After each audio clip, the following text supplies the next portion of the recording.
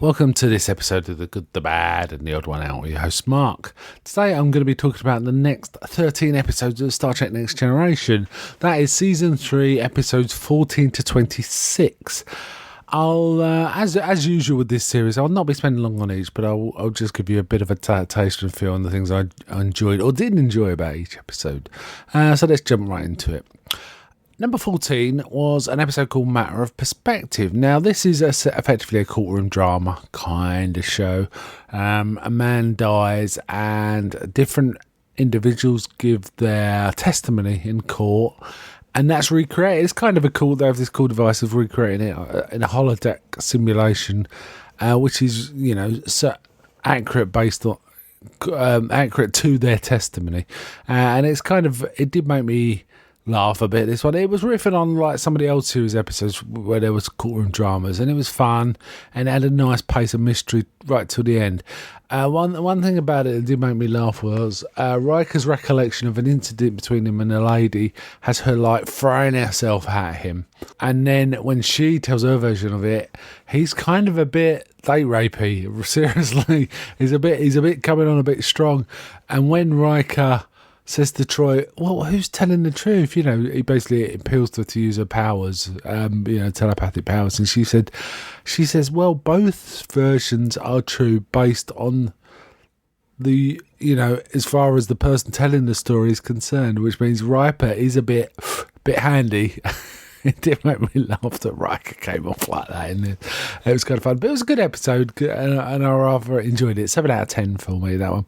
The next one was Number 15, Yesterday's Enterprise. Now, just to set this up, this particular set of episodes has some fantastic episodes in it. There was a few sort of shonky ones, but there was a particular section in these set of episodes that are just outstanding. 4 episodes in a row, and this is the first of those 4.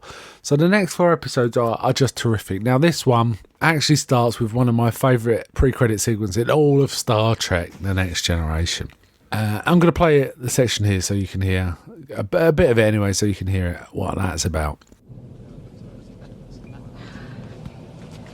All right, try this.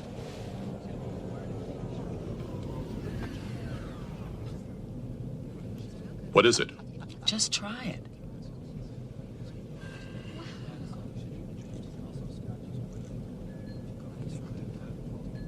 You see?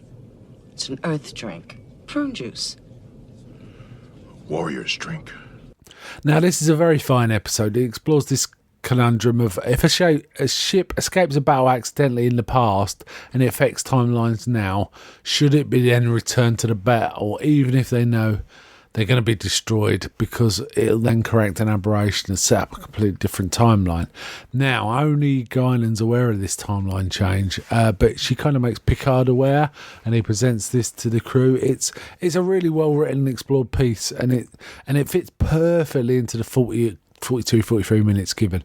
And it also gives us a single episode with Tasha Yar back, because she hasn't been killed in this timeline. It's pretty damn good. And as I say, it's got my favourite pre-credit sequence in all of Star Trek Next Gen. And I'll give it a 9 out of 10. It's an amazing episode. A Warrior's Drink. Number 16 is The Offspring. This is another fine episode, as I was saying. Here, Data creates a child in his own image, who is given a choice to adopt what persona they want, what species and what sort of persona as a fully formed adult. This particular creature adopts an adult female persona. But then as soon as news gets out, Starfleet decide they want to have the creation under their own study and guidance. Now, when it started, it did look like it was going to be kind of corny and a bit silly, and kind of, it almost felt like it was going to be a retread of the great episode Measure of a Man. But in fact, it was a sort of retread of that, but amplifying some of the themes within it. To include things like parenthood and personal responsibility, and it contains 2 beautiful speeches, one straight after the other. Well, first from Data and the second from Picard. Generally, a moving episode, actually, really good. 9 out of 10 again. The next one was number 17, Sins of the Father. This one, it's about Worf and the shame associated with his parents. And he also gets to meet his long-lost brother, who's played by Tony Todd. Really well acted piece from Tony Todd. He plays it kind of out as an unlikable character, actually. His name's Kern. In this, he's known as Kern, son of Morg. But Kern is like a brother that Worf wasn't aware of. And essentially, the sentencing of Worf's parents, if he manages to sort of show what's really happened, he could bring down the entire Klingon Empire, and it's kind of an interesting and premise, and it's just delivered really well. It's a great premise. It's a really tight, exciting script. We get to see Picard being a bit of a badass on Klingon Homeworld, and it's kind of fun. And Worf makes a big sacrifice in this. Again, 9 out of 10. The next one is, well, that sort of ends that run of great episodes, but it doesn't mean we haven't got great episodes yet to mention. The next episode was episode 18, Allegiance.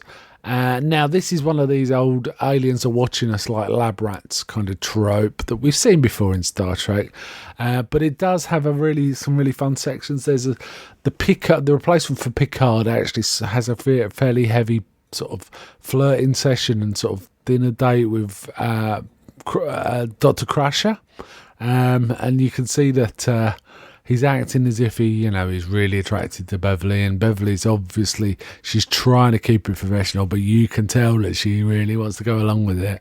And it's really funny actually when suddenly Picard sort of flicks the off switch and kind of basically kicks her out after getting her all revved up. It's kind of fun because there's some good acting in those scenes, and the writing was really good. So it was a fun episode despite it was kind of a reused Star Trek trope.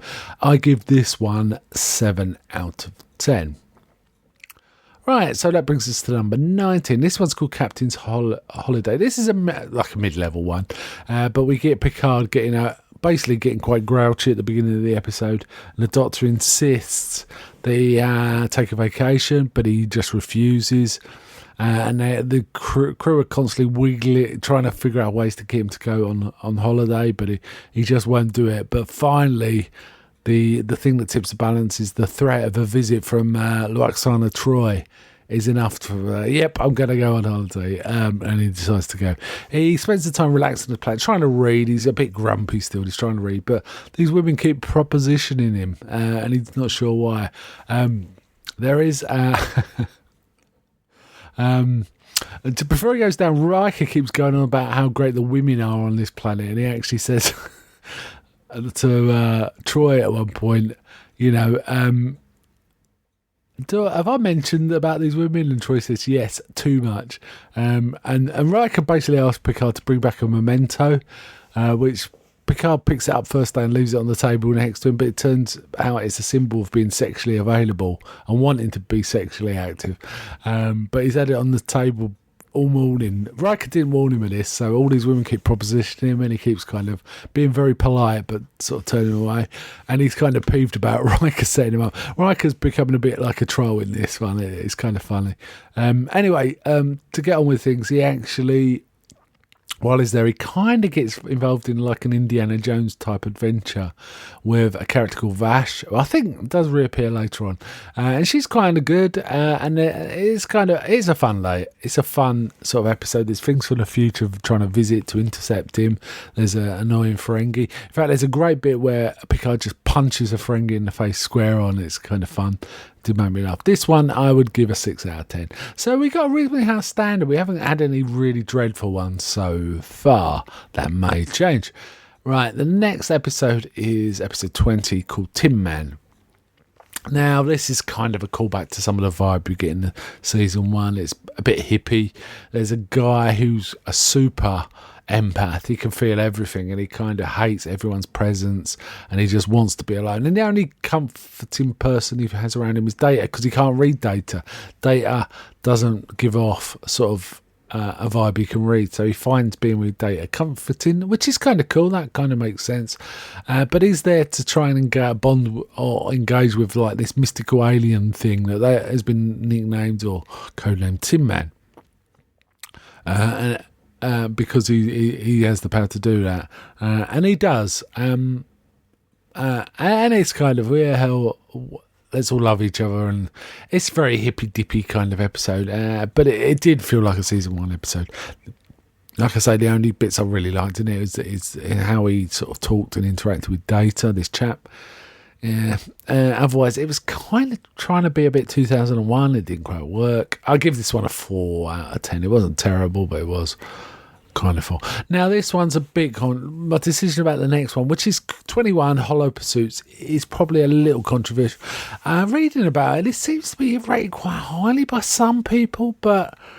as I say, it's called Hollow Pursuits, and basically it has Dwight Schultz, who I like Dwight Schultz, don't get me wrong, as Barclay, and I kind of like the Barclay character, but this is kind of his introduction, and it's all about his lack of confidence, and LaForge trying to bolster his confidence, and the whole episode's about one guy's bad confidence and his lack of confidence and follow through causing problems.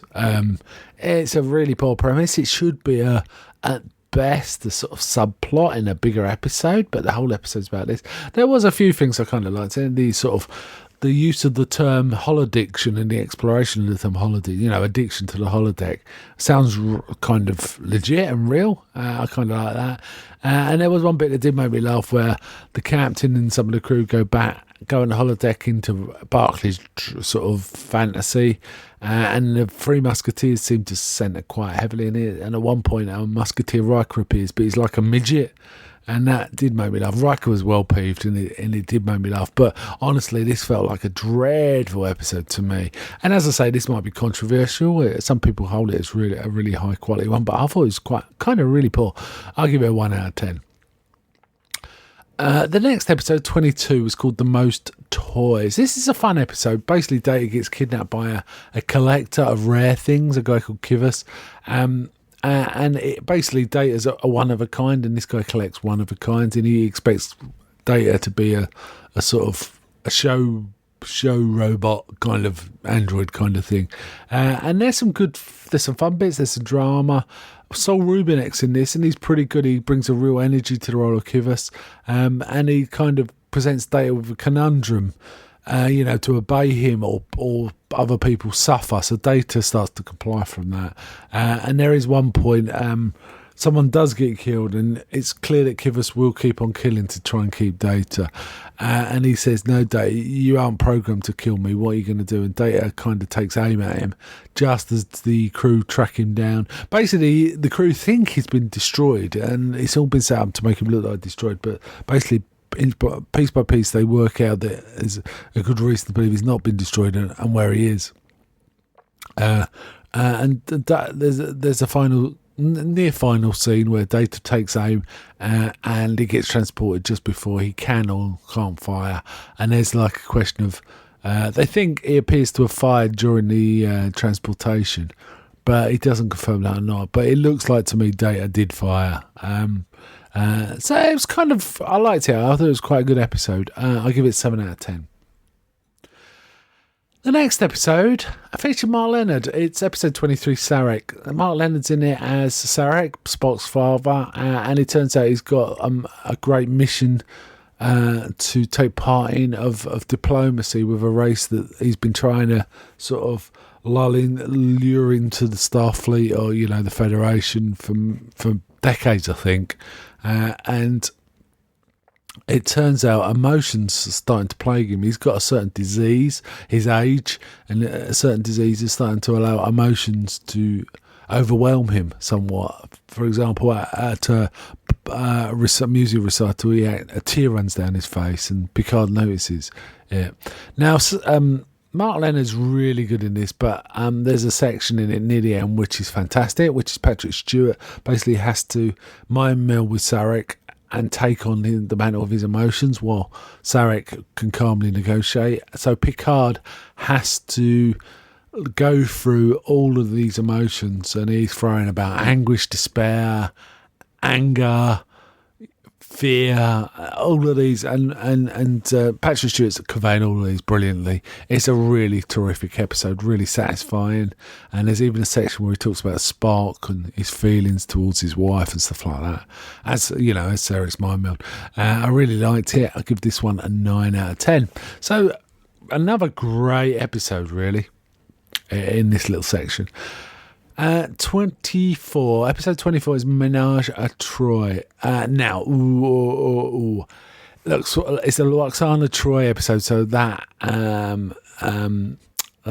never bodes well, does it? Really? Though I don't mind them as much as some do. Actually, it's a mishmash. Really, it's not as I didn't find it as irritating as it really should be. Basically, Wesley needs to go off to Starfleet entrance exam because it only runs once a year, which sounds bizarre. Like the entire student feeder can only examine once a year. Basically, a Ferengi falls in love with Lwaxana, kidnaps her and Troi, and I think Riker, and basically we get all these shenanigans with Lwaxana trying to deal with this Ferengi, and basically she quite selflessly says she'll stay there if he lets her daughter go without any, and help him with his like negotiations and cutting deals and stuff like that, and which is kind of cool. But when they get back, they realise Picard has to act like he's jealous and scare the Ferengi into sending her back. So at first, Picard's kind of tongue-tied, doesn't know what to say, but then he starts channeling Shakespeare, and it's kind of fun. It's kind of a semi-famous internet meme. There's a few famous Star Trek internet memes, next-gen memes. One of them where Picard's sort of open-handedly, obviously, doing some sort of overacting is a famous one. That you've probably seen. I think the most famous one is probably the facepalm, but this is pretty famous too. It was okay. It could have been worse. I'll give it 3 out of 10. It was okay. 25. Now we're getting near the end of this particular season now, but 25 is Transfiguration. This is a dull-worthy one that feels like heavily Roddenberry-ish. I have a suspicion the script from this was from season 1 and they just didn't get around to using it, and they obviously spent a lot of effort on the very last episode, which I'll come to soon, but they needed something to fill that gap, and I got a feeling this is I don't know, but this feels like a dusted off script from season 1. It's basically there is some fun with Worf getting peeved at LaForge because he's so timid around women, insisting how to teach him things, and actually LaForge kind of picks up some confidence by his interaction with this alien, sort of not deliberately, but something happens that gives him a confidence boost. But that all kind of veers off. It starts off as kind of a Geordie story and then becomes something else. Essentially, it was very messianic. We're getting Space Jesus in effect. And it felt very sugary. I'll give it 4 out of 10. 4 out of 10. It was okay. Which brings us to the last episode. Fantastic episode. This is called The Best of Both Worlds. It's a classic end to season 3. Probably one of the great TV cliffhangers. It ends on a cliffhanger. Outside of Who Killed Laura Palmer and Who Shot JR. This is a great one. We're basically the Borg wiping out a colony. And kidnapping Picard, and then making a run for Earth. We also get Riker. It turns out Riker has been offered another Captain C, which is not answered to. So this is the 3rd time the Captain C's been pulled back for him, pulled out for him, I think is how it's described during the episode. And Riker doesn't know what to do. And we get another character come on who could be his potential replacement, and she's very ambitious and makes it known she's ambitious, and she's on Riker's back pretty much straight away. That bit didn't work quite as well as it could have because Jonathan Frakes and the actors involved were middling at best, and the material, they didn't tell the drama as well as they could have. Frakes, I find, tends to work back a lot better when he's in the scenes with better actors. For example, when he's in a scene with Data or LaForge or Picard, he kind of ups his game. But when he's with other weaker actors, he's not so good. He's not so good with Troy, say, or Wesley Crusher.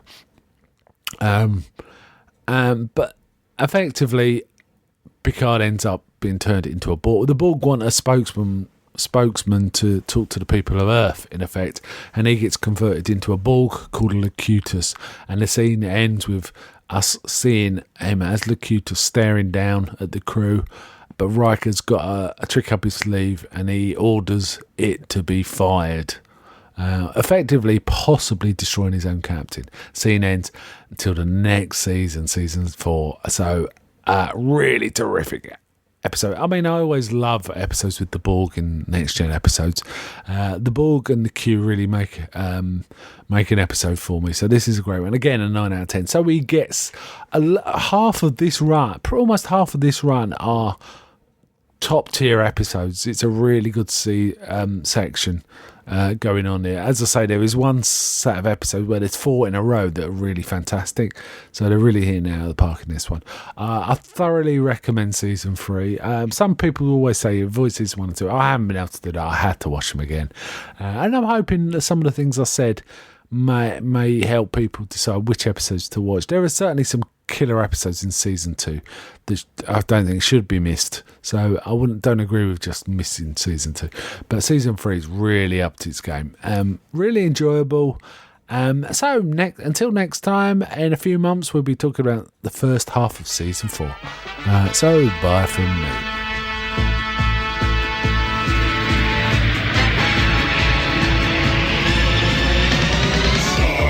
Trekking across the universe. On the Starship Enterprise under Captain Kirk. Star trekking across the universe. Slowly going forward 'cause we can't find rebirth. Lieutenant, report. There's Klingons on the starboard bow, starboard bow, starboard bow. There's Klingons on the starboard bow, Jim.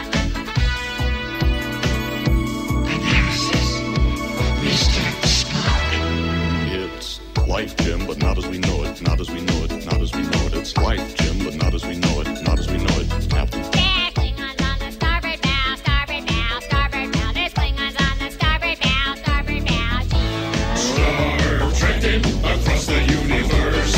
On the Starship Enterprise under Captain Kirk. Star trekking across the universe. Slowly going forward, still can't find rebirth. Medical update. Dr. McCoy.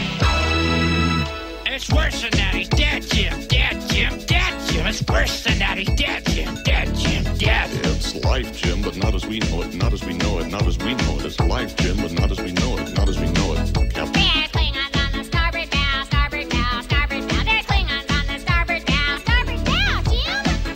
Starship Captain James T.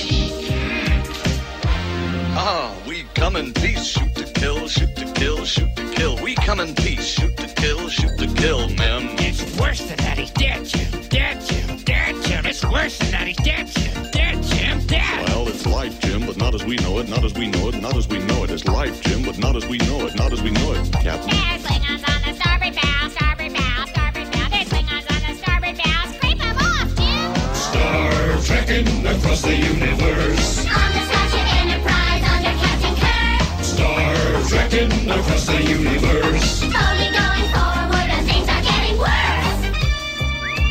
Engine room. Mr. Scott. You cannot change the laws of physics. Laws of physics. Laws of physics. You cannot change the laws of physics. Laws of physics, Jim. Ah, we come in peace, shoot to kill, shoot to kill, shoot to kill. We come in peace, shoot to kill. Scotty, beam me up. It's worse than that. He's dead, Jim. Dead, Jim. Dead, Jim. It's worse than that. He's dead, Jim. Dead, Jim. Dead. Well, it's life, Jim, but not as we know it. Not as we know it. Not as we know it. It's life, Jim, but not as we know it. Not as we know it, Captain. There's Klingons on the starboard bow, starboard bow, starboard bow. There's Klingons on the starboard bow, starboard bow.